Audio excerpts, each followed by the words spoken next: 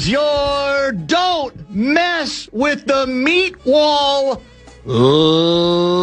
leader fan radio network. What do you mean? And KFAN.com. 2 minutes and 33 seconds past the hour, 3 o'clock Central Daylight Saving Time on a beautiful Monday afternoon here in the Twin Cities of Minneapolis and St. Paul. Guardsy produces the show. My name is Dan Barreiro, former Ink-Stained Wretch newspaper of the Twin Cities. 2 outstanding guests today, according to the uglydeck.com guest lineup. That will include John Athletic by telephone at 5:30, unless he surprises us by coming in, not holding my breath.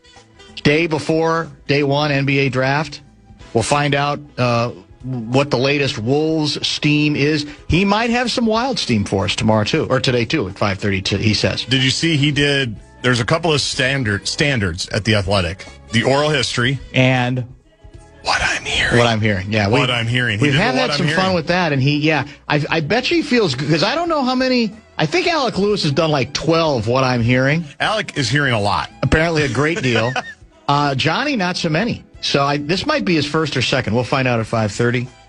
In addition, in studio, Andy Luger, former U.S. attorney, is going to join us beginning at the bottom of this hour. And there's a lot to catch up on with him regarding the departed Minneapolis police chief, regarding a breaking news story today, a series of investigative pieces the other day in the Star Tribune related not to Feeding Our Future, but another organization, and the allegation that it somehow has been treated with kid gloves compared to Feeding Our Future. So that'll be a part of the discussion, and who knows what else. That is scheduled for 3:30 this afternoon. I say, Guardsy, don't mess with the meat wall. What do you say? You mean you don't know what the meat wall is? I mean, I might have an idea. I'd rather not speculate out loud what I think it might be. What is the meat wall? The meat wall is apparently, well, I'm using it in a larger sense to discuss my concern that the U.S. men's World Cup soccer team is about to make a dreadful mistake. Really? And now that we're locked in, we know. That's my concern, and that's the debate in the soccer world. We are completely locked in. There's nothing, in other words, our next game against Turkey, however it's pronounced now, literally means absolutely nothing to the standings, to who we play. We're in the top spot from our group, period, full stop, end of story, okay? So the question is, do we mail it in? The question is, we've got several players with 1 yellow card. Right. Do we not even risk the possibility that they get another and potential suspension? We've got your guy, Pulisic, with that goofy calf injury. On paper, it looks like we just keep him on the, we keep him sidelined. There's no reason to even think about playing him. He gets then a bunch more time to sit. But I worry about the effectiveness of the meat wall if we lose some of that momentum. The meat wall is I learn some new soccer term every day, I feel like. That's the beauty of it. It is the beauty of it. It's like it's a self-discovery for me. And what I learned about over the weekend is a strategy that we apparently deploy among other teams called the meat wall. Are you familiar with, I guess, the inner workings of the meat wall? I'm not. I'm embarrassed to say I know nothing of the meat wall.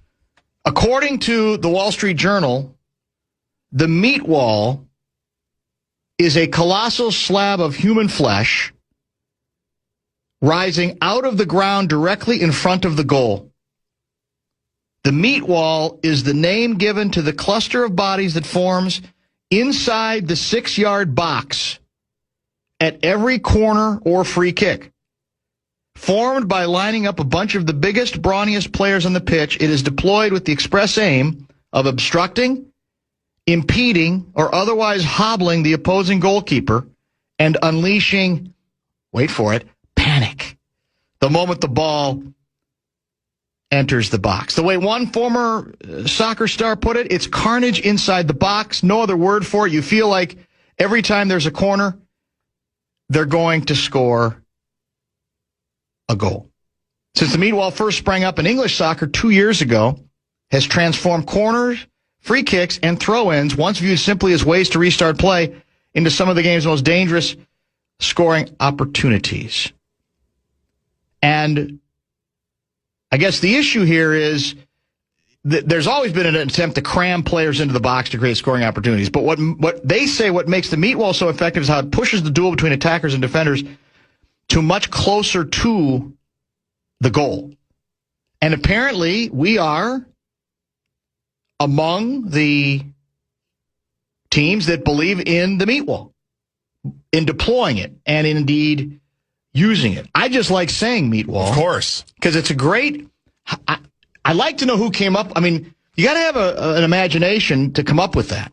What do we call the wall we're building to create havoc near the goalkeeper legally and to try to give ourselves a better chance to score on those plays? Why don't we call it... Well, it's a lot of meat, a lot of players, a lot of brawn. And it's a wall. Hey, why don't we call it the meat wall? And we're all in on it, I guess. I guess we believe in it as much as any. The key question was whether Brazil, which believes in the beautiful game, would lower itself. Well, they muddy it up. Yeah. To using the meat wall. Because it's kind of considered, kind of craven, kind of almost uncivilized. It's not really conducive. You don't think of the beautiful game with the meat wall, right? That seems to be almost a contradiction in terms, correct? Yes. But the meat wall is, and here's my point. I use the meat wall only, as I said, as a metaphor for, I fear playing it halfway next game. I'm a big believer in, if you feel like you have something going, go after it. Stay with it. Continue to use your best player. Maybe you use them a little less. Right. I want everybody out there. You believe in momentum. I want Pentagon out there. I want our version of the Tiki Taka out there. I want our version of the meat wall out there. With our main people.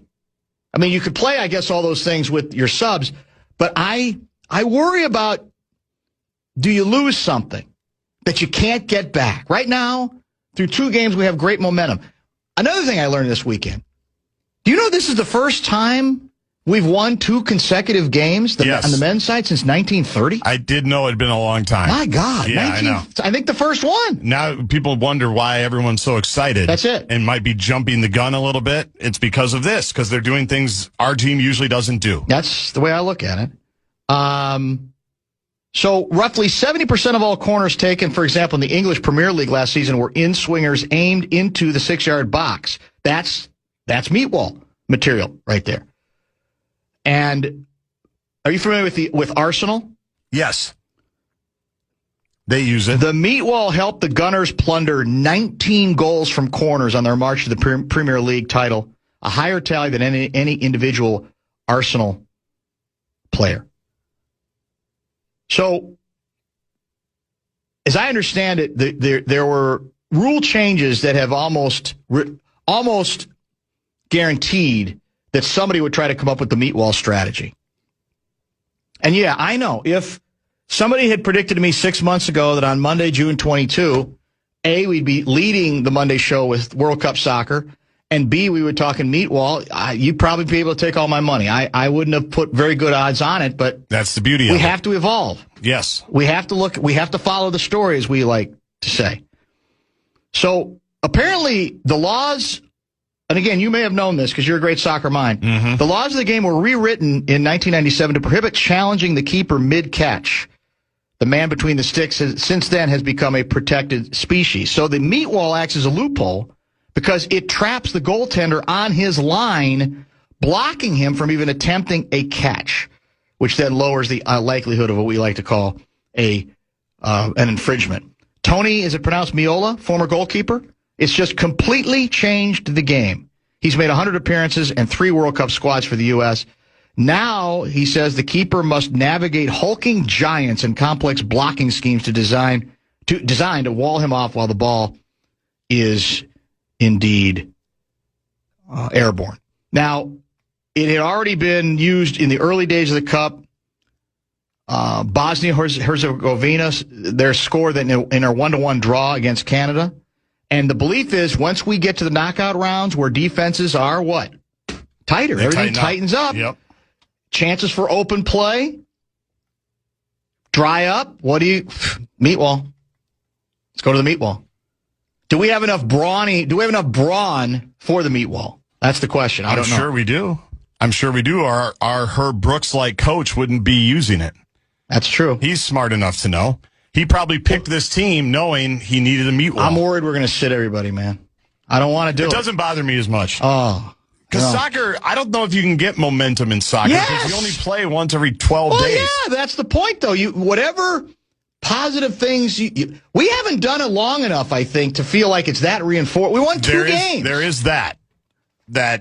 There is a little like Christian Ponder, J.J. McCarthy, like, oh, they had a good couple of quarters in the preseason. Let's give them the baseball hat. Yeah. I hear you there. But I worry about the yellow card stuff, and I worry about the injuries more than anything. Yeah. I mean, I know maybe with Pulisic, this has been a debate forever in football.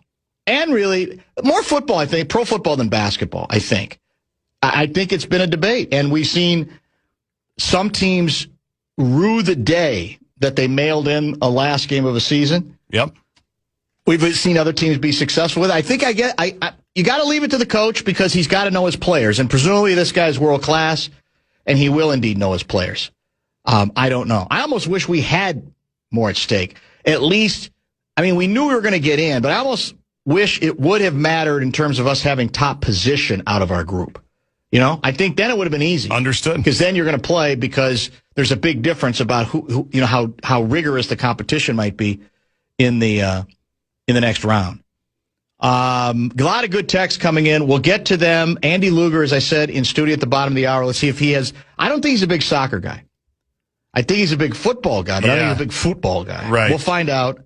And we'll get into some. Was he a Knicks fan? We got to figure out if he was a Knicks fan. That's a good question. I don't know that I've just ever discussed that with him. He's a New York guy, but I don't know if I sensed that was a big thing to him. Maybe he was on one of the floats and we don't even know it yet. Maybe he took one of the garbage cans. Maybe he took. Well, That'd maybe be a story. Maybe he climbed. Did you see, by the way, there was some concert recently at the Garden, Madison Square Garden. Guy's celebrating his 25th wedding anniversary there, and he plunges to his death. Did you see that show? I did not, no. My God. Now, of course, the New York Post has video. Well, that's not good. I wouldn't look at the video. No, we don't need to see that. But it's a horrendous story. He went to the restroom and never came back. And there's some weird bridge and I don't know if there's any speculation on how he fell over or what exactly happened, but he never returned to his seat. Not good. You're there for your 20. Oh man, that's rough. That's got to be a rough way to go. We'll come back and prepare for take a look at some texts on the meat wall issue. We got a lot of good members of the soccer community checking in, and then we'll go to Andy at the bottom of the hour. Bumper to Bumper with Dan Barreiro on the Fan.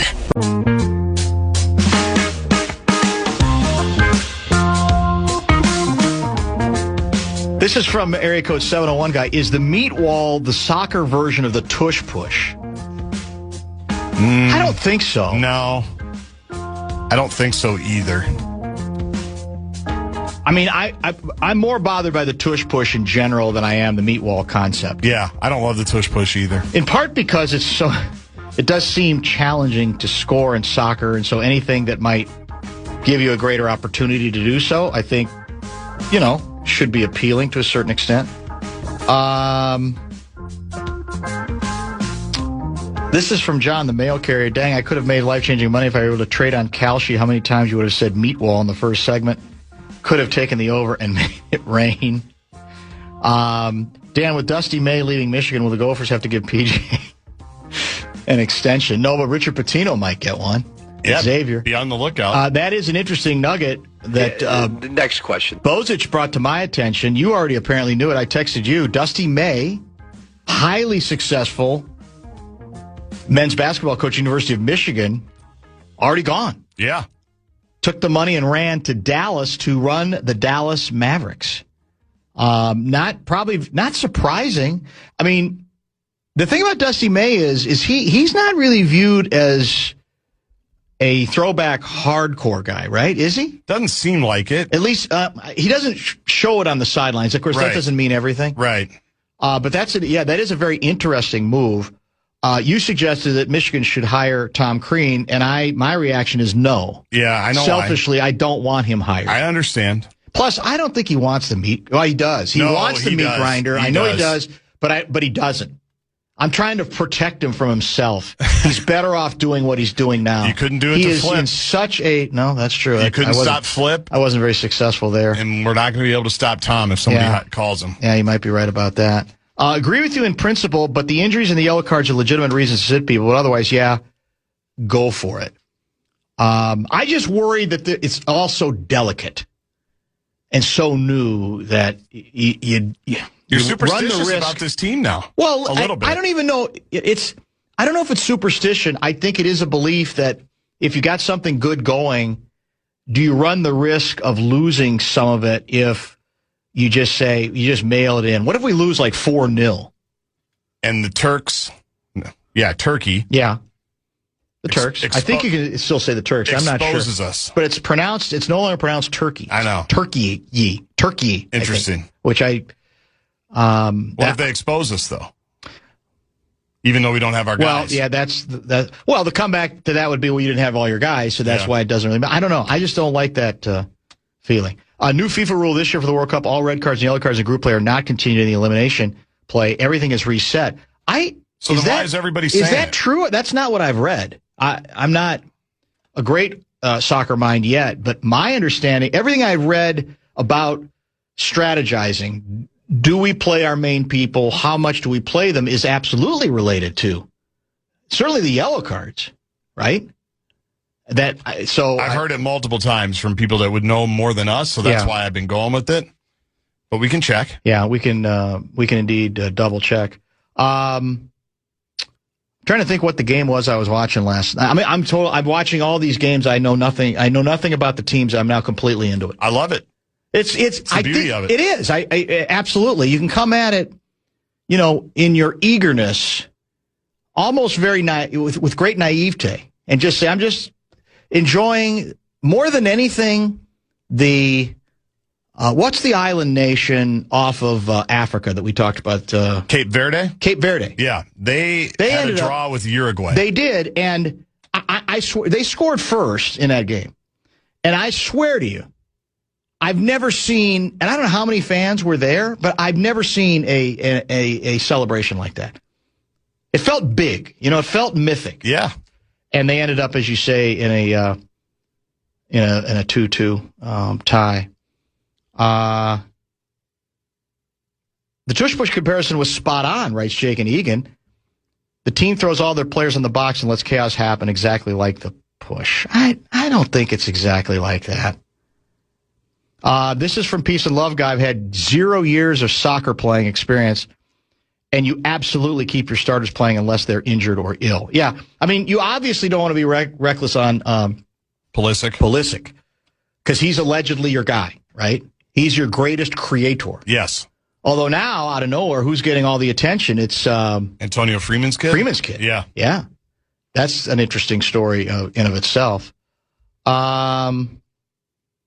Had one more to get to. You cannot sit too many guys, but you can play some big minutes and sit key guys after half. Yeah, maybe even that. If you're up, let's say you're up 2-0 at the half, playing most of your main people, then I get, going defensive, and I'm going even maybe making a couple of changes there if you feel it's relatively safe. I don't know. I mean, the question, I guess, is what's the Turkey approach? Right. Are they so devastated that they got nothing to play for? Maybe they don't even play their main people. I don't know. Or do they say, well, this is our moment. Let's get let's extract a little consolation out of this thing by taking it to the Amerikanskis. That's also possible, is it not? It is. I do worry about that sometimes. Yeah, you're right. You do have to worry about that from time to time. We'll have to get do a little more research. Maybe we even check with our soccer expert, Brett Blakemore, on the question about the yellow cards, because a couple people are agreeing with the last assertion that it basically you start the whole thing over, which then doesn't make any sense about what those concerns registered are, correct? The yellow cards are reset, but the penalty, 1-game suspension, is enforced. Well, that's it. Then we're playing a semantical game there, right? Yes, there you go. The issue is if there's a penalty that can hurt your team, that's all that matters, whether their yellow cards are then reset or not, correct? If a player receives their second yellow card of the group stage in the final group game, they will serve a 1-match suspension in the round of 32. There you go. That explains it. There you go. As well. And our next game, is it Thursday night or Friday? Thursday night. Thursday night, and that is in... That's back in L.A., I believe. Los Angeles, California? Yes. Okay. SoFi. And then we got another, month before we would play the next game, correct? Next Wednesday, July 1st. Yeah, I guess that's not that far. It's not bad. That's true. When I say it's next month, next month is not that far off. We'll find out just how deep our next guest has gotten into the World Cup concept. I don't sense a lot, but I've been proven wrong before. Andy Luger is in studio with us. We got a lot of breaking news to get to today outside the world of sports, away from the toy department on the A section, and we'll do a lot of that when we return.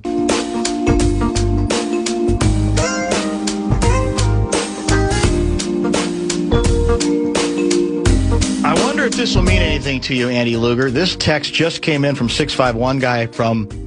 Well, I'll read the text first, and then I'll give you the name.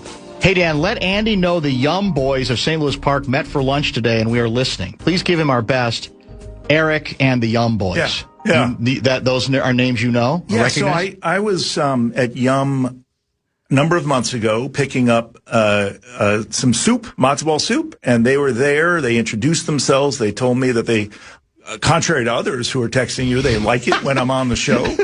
And they said we look forward to your next time. I was actually on the show the next day. They texted saying they were listening.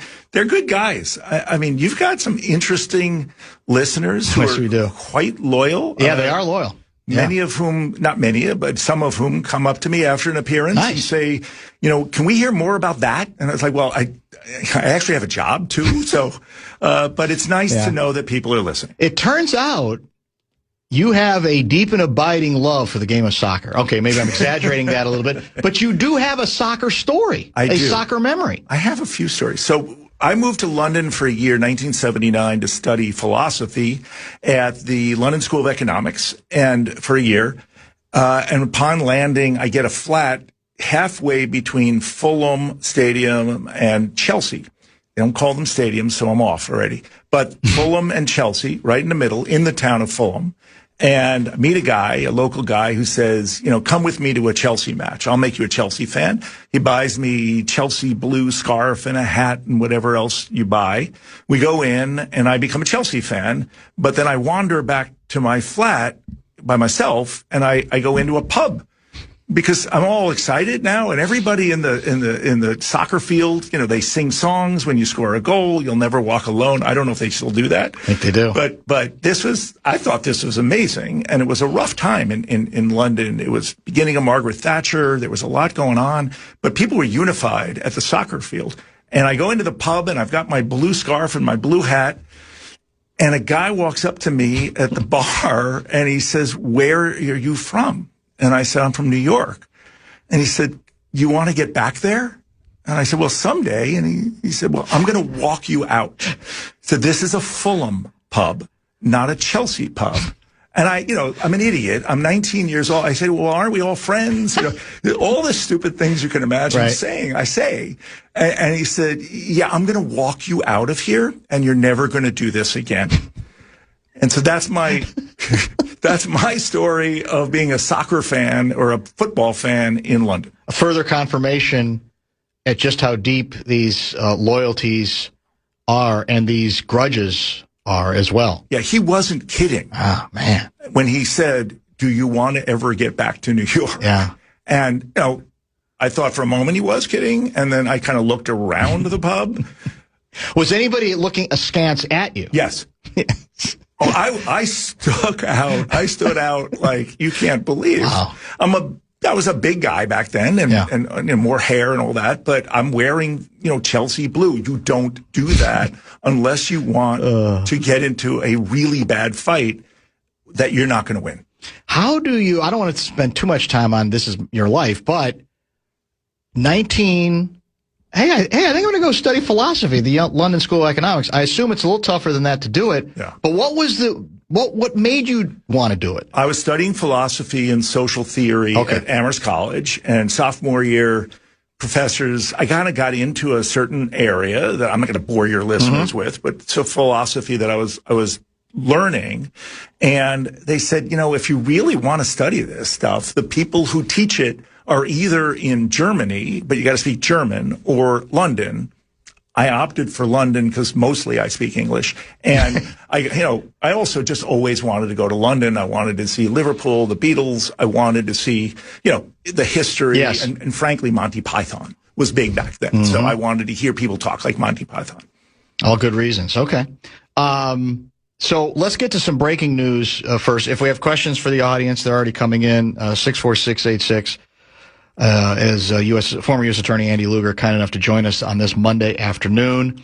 So a fairly significant story, in fact, a very significant story in which your guy, U.S. District Judge Patrick Schultz, blocks a half dozen subpoenas by the U.S. Department of Justice against several individuals, Tim Walz, the mayor, Jacob Fry, other elected officials, too.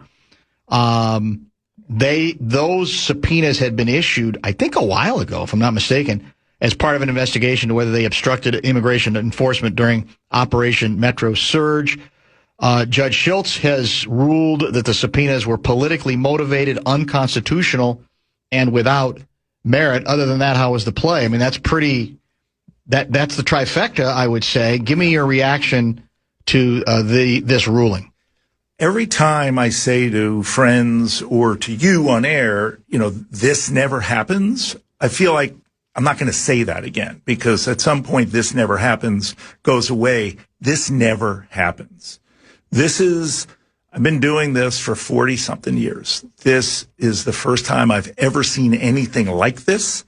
And I read the order, which is scathing about what the government was doing. And we'll see. It'll get appealed. Right. But Chief Judge Schultz is a straight, by-the-book, by-the-law guy. He clerked for Supreme Court Justice Scalia, who remains, his sort of hero. And he and I are good friends. I respect the hell out of him. And I can disagree with them too. Sure. But here he is stepping in to say to the Justice Department, you can't do this. You can't launch investigations into Democratic elected officials to get retribution on Minnesota, which is what essentially it says in his order. The Justice Department will likely appeal it. What we don't have that I think he wants to release, based on the order, are the briefs that were written that led to this order, because he does say in the order, it's not like the government ever came up with a legitimate basis for their investigation. And so he slams them, he shuts this down, and it is a victory, in my view, for the cause of justice, impartial, unbiased justice, which is what I care about the most, non-political, unbiased pursuit of justice and truth for our justice system. And he's standing up for that. Schultz is a George W. Bush appointee. He clerked, as you mentioned, for Scalia, mentored, I think, Amy Coney yes. Barrett. To your point, if that won't matter to some people, but it's factual. I mean, and should be put into a conversation. He says the dominant purpose of the challenge subpoenas is to coerce Minnesota officials into assisting the federal government with enforcing civil immigration law and to harass and retaliate against them for failing to do so. He also says initiating a criminal investigation in order to harass political opponents or to coerce them into taking official action, particularly official action that the federal government cannot directly require those political opponents to take, is a blatantly unlawful and unethical use of the grand jury process. So there's not a lot of equivocating in this ruling. No, there's no equivocating, and there's no doubt as to what he is saying. He is saying the Department of Justice is abusing the grand jury for political purposes. I won't allow it. And whether you're a Democrat or Republican, whether this is happening on one side of the aisle or the other, we all need that. We need judges who will stand up for the cause of justice. He also, reading directly again from the ruling, one would expect that before launching a sweeping investigation into nearly the entire political structure of a sovereign state, the department would have identified at least one instance in which a county employee actually obstructed a law enforcement officer after being told of his or her employer's policy, yet the department has been unable to identify a single such instance. The judge's order quashing the subpoenas was dated June 17, but he indicated, as you have already alluded, that he wanted to unseal it because the public has a very strong interest in learning of this abuse of the grand jury process. So what kind of documents does that mean we might end up being revealed? Well, he said by a date in July, both parties have to weigh in on whether they're going to oppose unsealing the rest of this file, which is basically the memoranda, the briefs that were filed on both sides, as well as any attached documents, affidavits, what have you. And that's the rest of the file. And so he's basically said, he has said to the parties, let me know if you oppose the unsealing the rest of the file, otherwise I'm going to unseal it. Let me ask you a broader question that I think, if I'm not mistaken, Bill Maher just talked about this in one of his latest monologues, or perhaps a little lesson he does towards the end of his show on HBO. This is obviously a very polarizing period. It's a very stressful period for a lot of individuals who feel as if our whole system is being tested in ways that it rarely has. Does this ruling, and this is only one, but maybe you can tell me there are others, have there been enough rulings like this that give you strength and give you hope that in the end, to a large extent, the system, the way it was set up, is actually several times during this second administration working? Yes. This sort of proving that we're not going to quite get torn apart, because in this case, again, it's a judge, and often it is judges sort of analyzing, and after all the smoke and mirrors you get and all the bluster from the administration on this, and we're going to get this, we're going to get that done, in the end, these are the rulings that I think bring us back. Do they not? They do.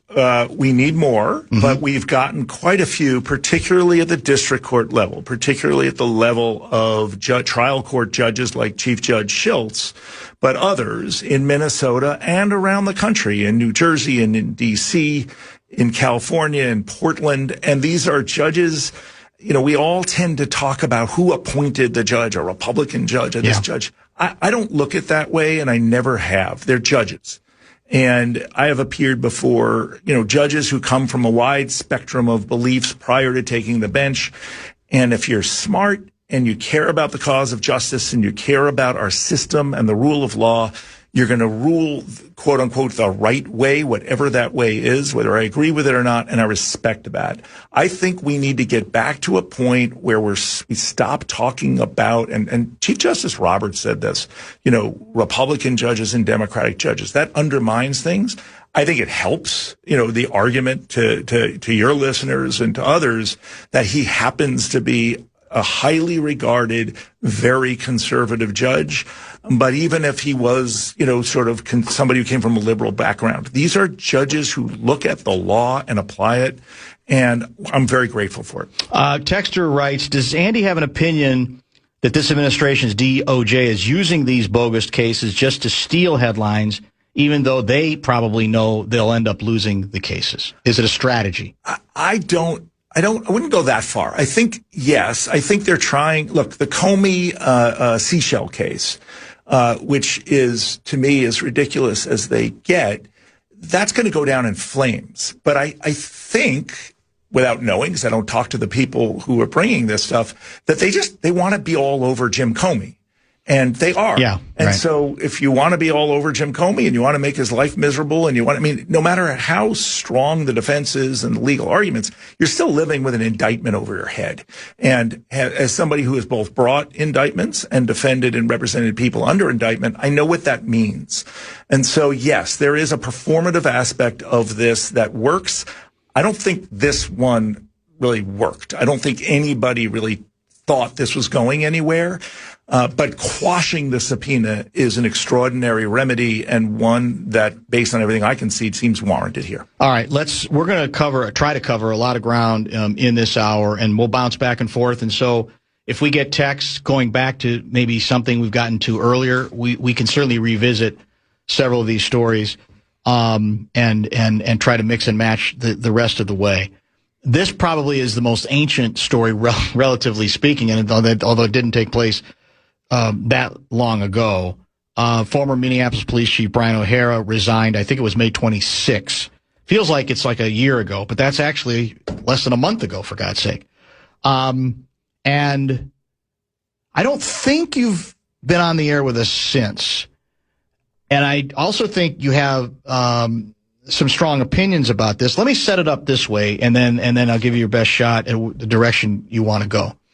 I think there are people who I believe viewed themselves as overall pro-chief, that they thought under incredibly stressful circumstances at the start of the process and even throughout that he'd done a lot of good work. And that should not be minimized. But they also said there are certain lines you cannot cross, and a line that alleges that you are getting in the way of an investigation is a bridge too far. It's a place, it's a line that you can't, it's inescapable. So maybe we start there, and then I'll give you a chance, obviously, to broaden out sort of how you've perceived this whole process, because I think at least, you feel very strongly about his tenure. Yeah, I do. And, I'll be very clear to you, Dan, and the listeners, I'm not neutral on this. I have strong feelings about Brian. Brian is a good friend of mine. We worked very, very closely together when I was U.S. Attorney and he was police chief, and we were going through the worst crime wave this Minneapolis has ever seen, and frankly, the state has ever seen. But he was brought in to do three things: to help bring down the crime rate, to reform the police department, and to rebuild trust and rebuild the department by bringing in new recruits, particularly a more diverse, in every sense of the word, police department. And in my book, having worked with him and spent so much time with him, he did all three. He did all three very well. What happened was, from literally the day he got here, he was under constant scrutiny and, to some extent, attack. And it's the kind of thing that police chiefs in other cities don't experience. So we became friends literally the moment we met and sat down at a table at a restaurant and mapped out a violent crime strategy that I was already underway, that I was leading, that he joined and made so much better. And we became friends. His wife was still in New Jersey. My wife, for this time period, was in Rome as a diplomat appointed by the president in the embassy in Rome.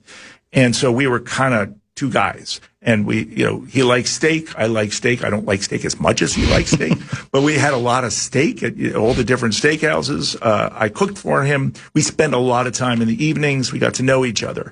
His passion for the work here was unmatched. And he struggled, and Brian wouldn't mind my saying this, he struggled with the politics and the micromanaging that the police chief gets in Minneapolis. And he would say this all the time, that he was reforming a police department, bringing down crime in Newark, New Jersey, which is not easy, was successful, but was left to do it. And in Minneapolis, and this is a lesson learned that maybe we will learn, maybe we won't, you kind of got to let people do their jobs. And he didn't feel like he was allowed to do that because of the council and the staff and different departments. Everybody kind of, what are you doing? What are you doing? And second guessing while he was doing his job. And I weighed in with people about that at the time. What brought him down, to me, wasn't necessarily what ended up, being the cause of his being fired. What brought him down was this pattern that built up over time and rumors about his personal behavior and what have you, none of which was ever proven true. And in fact, people, not just these three women, others denied anything to do with him. But it wears you down, and it wore him down. I'm not excusing the behavior I never excuse my friend's behavior that causes a downfall. And I've had a number of friends who've come crashing down to earth after being pretty high up there. But what's lacking right now, and the Star Tribune is part of this, what's lacking is any acknowledgement of how much he accomplished. And that bugs me, because the downfall's a downfall, but they're giving very short shrift or no shrift to what he did. And so you get one line in an article that says, well, crime came down, but it came down across America. It's not that simple. I watched this man work with my team and with me and others to build the gang teams. 100 gang members prosecuted. That doesn't happen without Brian O'Hara. He didn't do it alone. I didn't do it alone. We had great teams, but he led that effort. And I've got specific examples of when he intervened to make something happen that would not have otherwise happened. And we all owe a debt of gratitude. Whatever you feel about the downfall, we owe a debt of gratitude for that work. So you've been around here a long time now. What does that tell you about the political atmosphere here?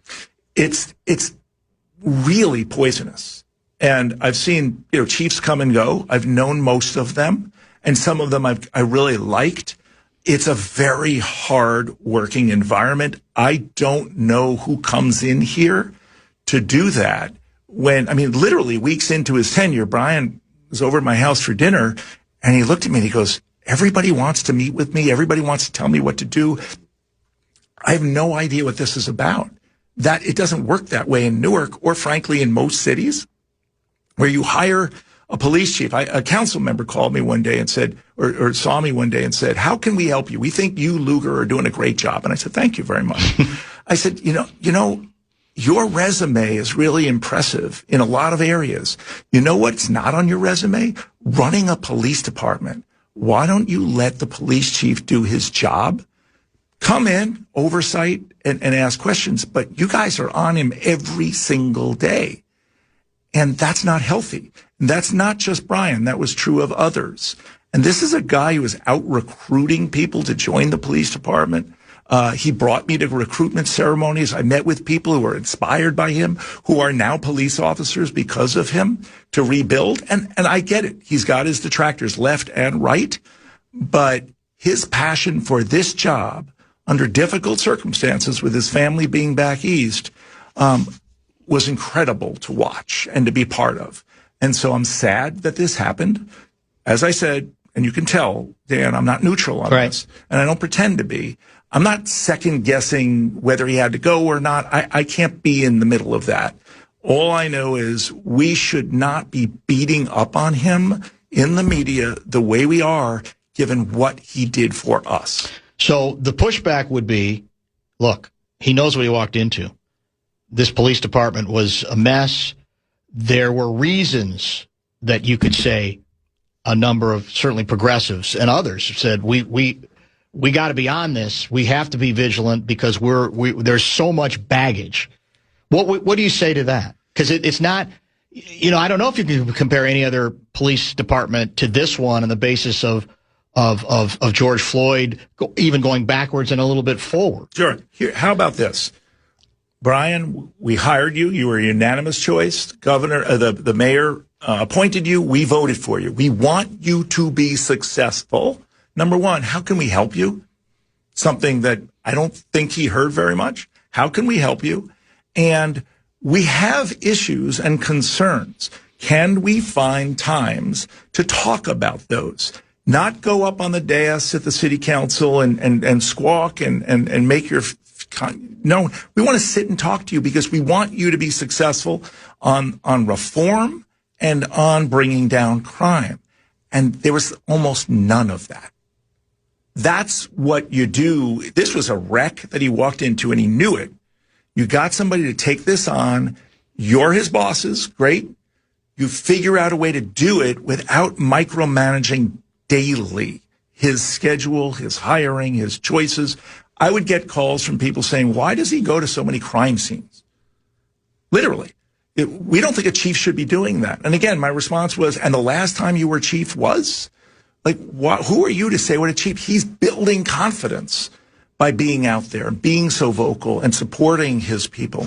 But that's the path we're on. Well, what you're saying in pretty strong terms is I would argue, a pretty powerful indictment of your party, largely a wing of your party, because what you're, I think, intimating, and I don't want to put words in your mouth. You tell me if I'm exaggerating this, is what you're saying is there's too much performing going on and not enough doing the jobs going on. Yes. The job is what should matter first. And I think we've lost a lot. We've lost track of that a lot. We're talking about everything but the job. And again, it's important to talk about if you had performance issues, if, articles you had temper issues, whatever. I get that. But where's the talk about the job? We built and he built cases against carjackers. He put the right people in the right place, supported them, insulated them from other things so we could literally bring down the carjacking rate from an astronomical number to a more manageable number. Same thing with murders and gangs. He was doing that under difficult circumstances. At the same time, changing practices. He would say to me all the time, I can't believe Minneapolis does X or Y. Other police departments have stopped doing that 20 years ago, bringing us into the modern era, all of which kind of got swept under the rug after he left. So am I indicting my own party? I don't know. I'm talking about in Minneapolis. Yeah. There's obviously plenty of indicting to go around party-wise, believe me. But I'm talking about in this, because it almost, to me, again, it sounds like what you're saying is that I'd like to think that those specific examples of progress or change should matter to people. Yes. And yet I sense it doesn't enough. If it did, I don't know, maybe he'd still have to be out of a job, but there would be more discussion about that work. And there doesn't seem to be. If you want to support a police chief and if you want to hire a great police chief, you gotta work with them to help them, not undermine them, micromanage them, and call them out every time something happens. There were some really bad things that happened with the police department while he was here. He owned them. But if you're going to go on TV and blast the police chief because such and such happened, you're never going to have a reformed, excited, exuberant police department because they're always going to feel like they're one screw up away from disaster. It doesn't work like that. Policing is very difficult. Prosecuting is very difficult. We'll turn to, this article in the Star Tribune. These are tough jobs that you need good people to do honestly and with integrity, and he did. But in your positions, you can't, the way this is set up is there's going to be pushback. You have to accept that to a degree, don't you? Of course you do. But pushback in what way? Pushback that says, hey, what happened over here with the neighbor who shot the guy, that's terrible. And you say, yep, it's terrible. Let's look at what happened. Let's make sure it doesn't happen again. Let's find fault where fault lies. This is the police department that had a guy who murdered George Floyd. Let's own up to what we did and fix it as best we can. But a police department without mistakes, never going to happen. All right, top of the hour break. Former U.S. Attorney Andy Luger is with us, and we'll have another good 30 minutes with him. I'll take a look at some texts. We will get into a couple of other stories in the next 25 minutes or so. Stay tuned. Bumper to Bumper with Dan Barreiro on the Fan. From the 1-800-ASK-GARY Traffic Center. This report is sponsored by Napa Auto.